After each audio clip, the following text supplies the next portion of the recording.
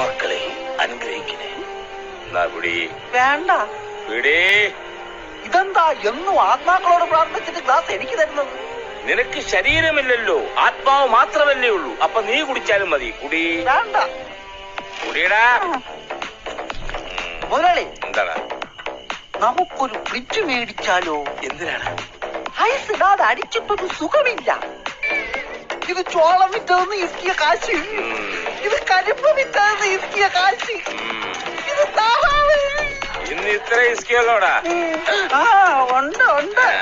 ഇത് കോഴി വിറ്റതില്ല, ഇത് തേങ്ങ വിറ്റതില്ല. എന്താടാ?